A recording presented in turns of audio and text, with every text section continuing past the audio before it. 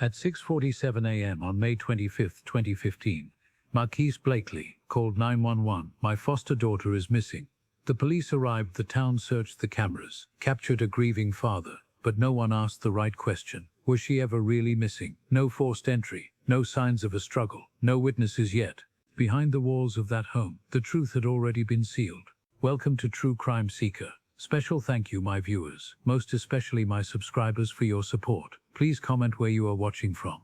Jasmine Harlow was born in Georgia in 2002. From the moment she took her first breath, life was already working against her. Her mother, Destiny Harlow, was young and unprepared, struggling with addiction. She could barely take care of herself, let alone a child. Their home was unstable, constant evictions, frequent moves, strangers in and out, unpaid, bills piling up. By the time Jasmine was 7 years old, it was clear the situation wasn't improving. Child Protective Services intervened after multiple reports of neglect. Teachers noticed she often came to school hungry, wearing the same clothes for days with bruises she couldn't explain. Neighbors heard screaming late at night. Then came the final incident, a domestic disturbance call. Police arrived to find Destiny unconscious, a used needle on the floor, and Jasmine hiding in a closet. That was the night she was removed from her mother's care. She entered the foster care system, where she would spend the next 6 years bouncing from home to home. Some placements lasted only a few months, others weren't much better than the situation she had come from. She never stayed in one place long enough to feel like she belonged, and yet she never stopped hoping. She loved drawing, often sketching the faces of families she lived with. Maybe she was trying to capture something. She never truly had a home. She wanted to be a nurse one day. Whenever someone got hurt, she was the first to help. Then in early 2015, Jasmine was placed with a new family. The Blakely family acquired suburban neighborhood, a two-parent home, stability to outsiders. It looked like she had finally found the support she desperately needed. But behind closed doors, things were different to those who knew them. The Blakely family seemed perfect. They lived in a neatly kept suburban neighborhood, where streets were lined with houses that all looked the same, where neighbors waved from their driveways, where parents felt safe letting their children ride their bikes until sundown. Marquise and Tamika had built a reputation for taking in foster children, opening their home to those in need. They were respected, seen as selfless, kind, and deeply involved in their community. But appearances can be deceiving. Marquise Blakely, a former military man, now a warehouse supervisor in public. He was strict but fair, a man who believed in discipline and order. He was respected in his community, attended church regularly, gave speeches about responsibility, mentored young men, but in his home his word was law. Tamika Tarta, a stay-at-home mom, deeply involved in church and community events. She prided herself on her family, frequently posting about their blessings on social media. She presented the image of a loving mother, always organizing Sunday dinners, always appearing put together. But at home she followed her husband's lead. DeAndre Blakely, a high school senior, a football player, a golden boy. Teachers described him as charming, well-spoken and driven, the kind of kid everyone expected to go far. His parents spoke highly of him, always emphasizing his potential. But behind closed doors, DeAndre was not the perfect son everyone believed him to be. In early 2015, Jasmine moved in with the Blakely, full-time. On the surface, things seemed better than they ever had before. She had her own room, a space she could finally call hers. She was enrolled in school immediately, given new clothes, new supplies. Tamika helped her with her hair, showing her how to style it properly. DeAndre introduced her to his friends for the first time in years. She felt like she was part of something for the first time. She had a place that looked and felt like a real home. But home isn't always safe. Something was lurking beneath the surface, something no one outside that house could see, and soon it would become clear that this home was not the refuge. It appeared to be May 25, 2015, the day when everything changed.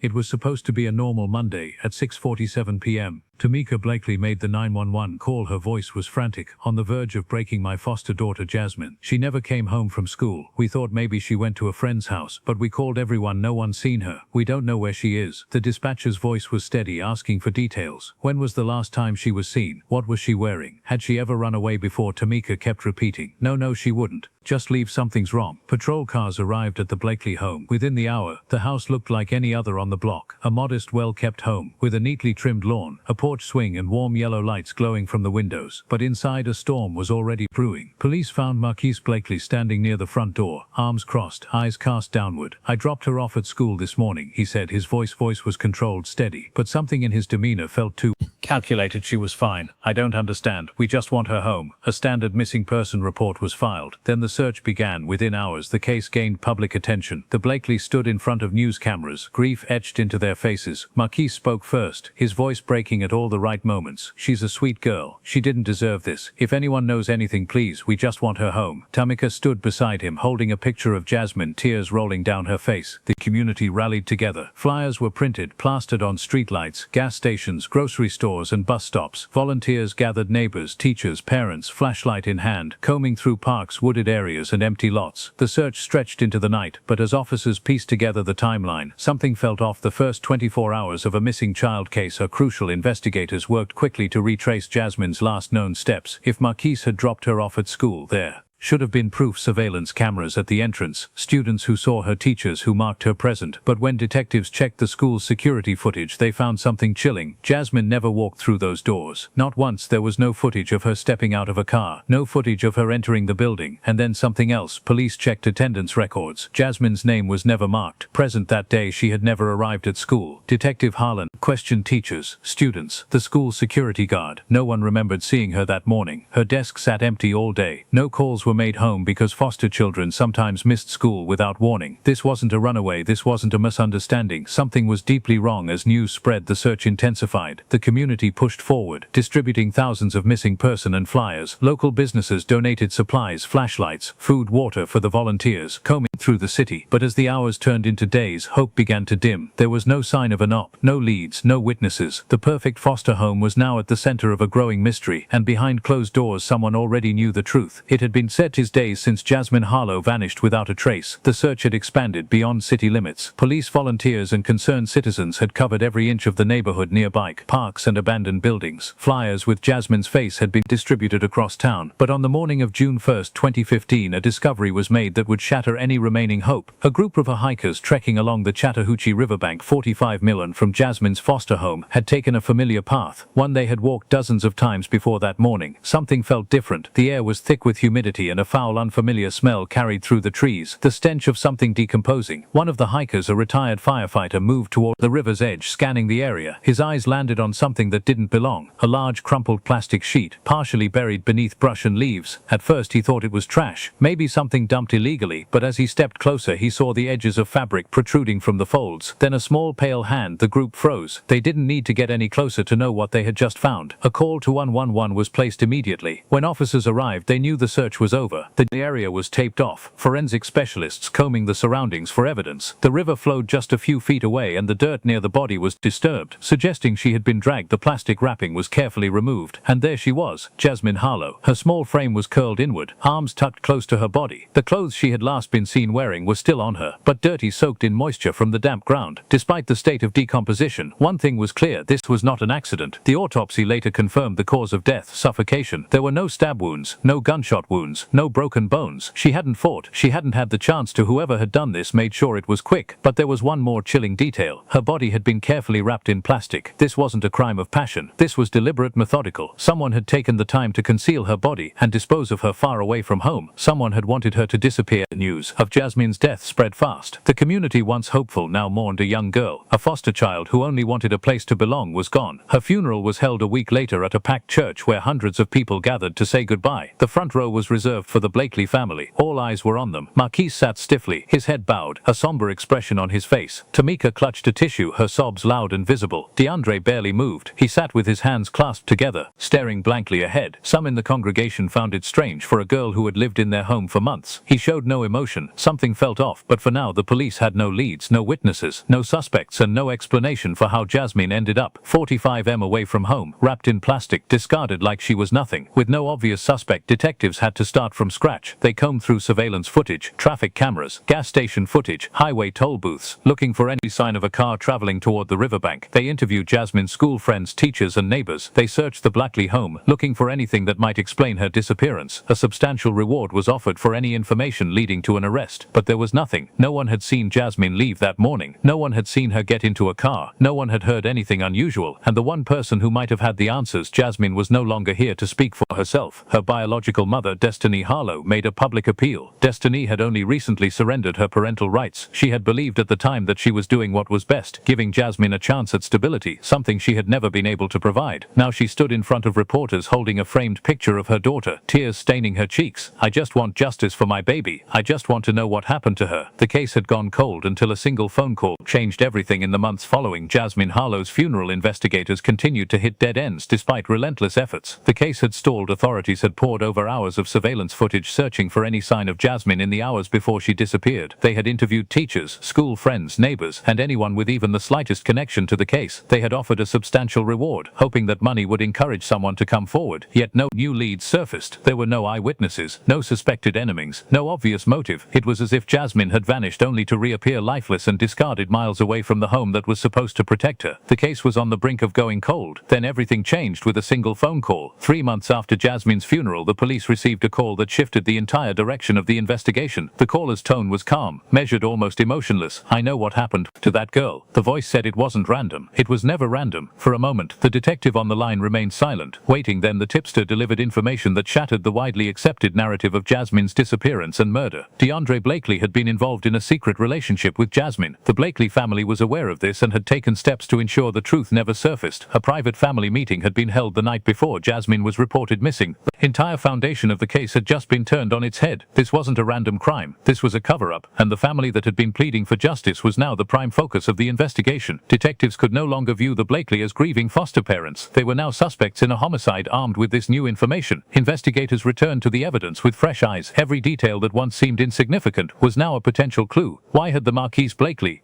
been so adamant that he dropped Jasmine off at school when surveillance footage proved she never arrived? Why had DeAndre been completely detached at the funeral, barely showing emotion? Why had Tamika cried in front of cameras but behind closed doors never asked questions about who had taken her foster daughter's life? Each puzzle piece investigators had been struggling to fit into place suddenly made sense. This was no longer a mystery about an abducted child. It was a murder concealed under layers of deception. Detectives now had a difficult decision to make. They couldn't risk confronting the Blakely without concrete evidence. If the family was covering up a crime, they would deny everything. Unless faced with irrefutable proof, authorities needed to catch them in a lie on their own terms. To do that, they needed to listen in on their conversations, so they took a risk. A full surveillance operation was launched on the Blakely home. They monitored every movement, who entered, who left, and how often. They studied the family's daily routines, interactions, and behaviors. They placed wiretaps inside the house, carefully concealed in areas of high conversation. It was a long shot. There was no guarantee the family would discuss anything incriminating. But then the breakthrough came. The first few days of surveillance yielded nothing. The Blakely home was quiet.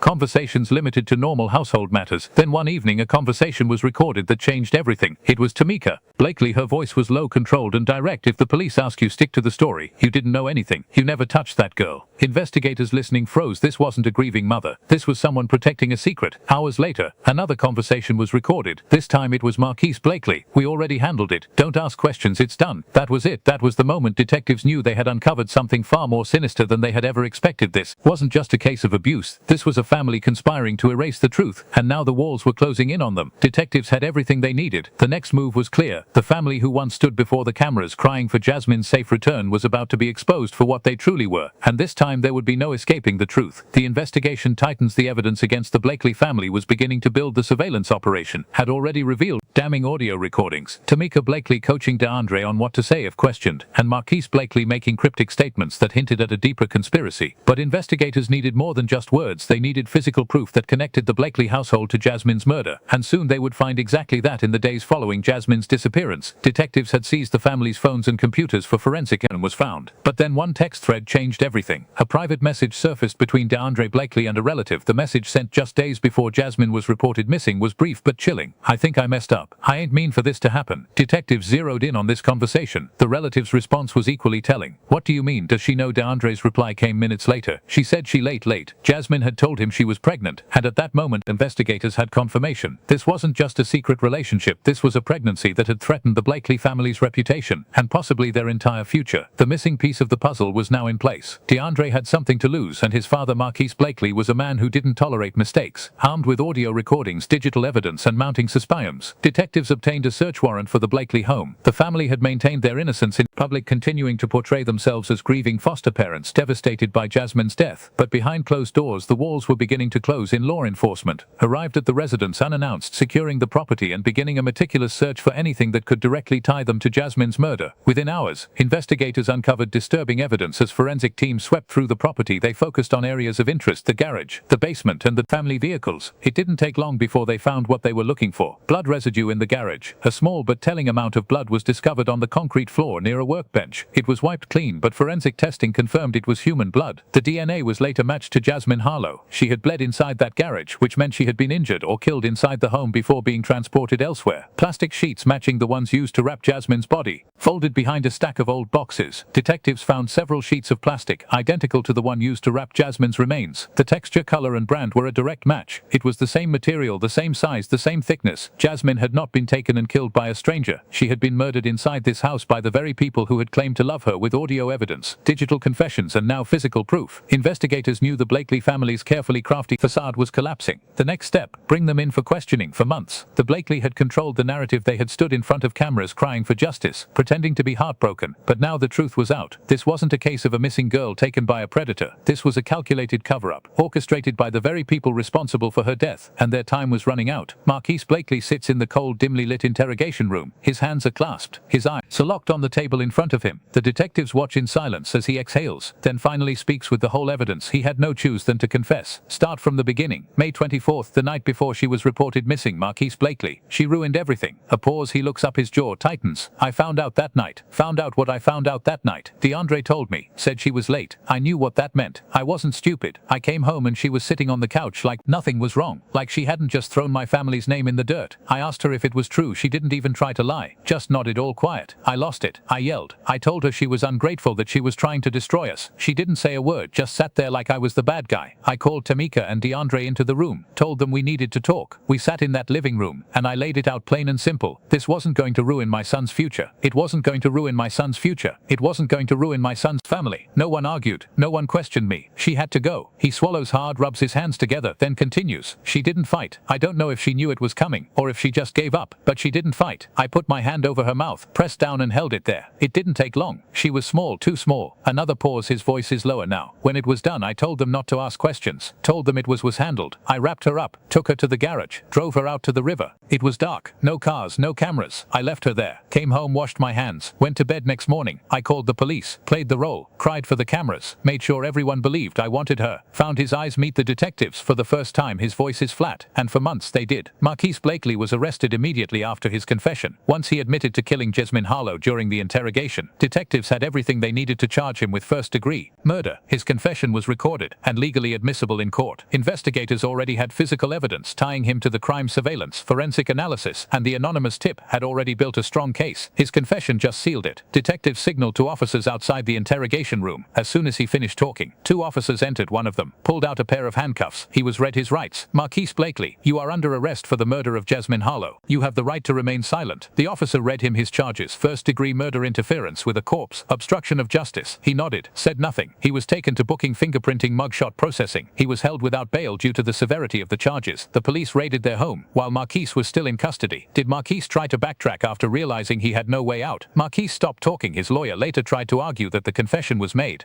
under duress, but it was too late. The evidence was overwhelming. Marquise never went home after confessing. He walked into that interrogation room as a free man. He walked out in handcuffs, charged with murder. The morning air was cool and quiet in the Blakely neighborhood at 5:45 a.m. Unmarked police cars surrounded the house. The lead detective knocked loudly on the door. This is the police. Open the door with your hands visible inside. There was a shuffle of movement, a brief pause before the door swung open. DeAndre had been asleep in his room when officers stormed in. Unlike his father, he panicked. What's going on? An officer grabbed his wrist, turning him onto his stomach, securing the cuffs. DeAndre Blakely, you are under arrest for statutory offenses and perjury.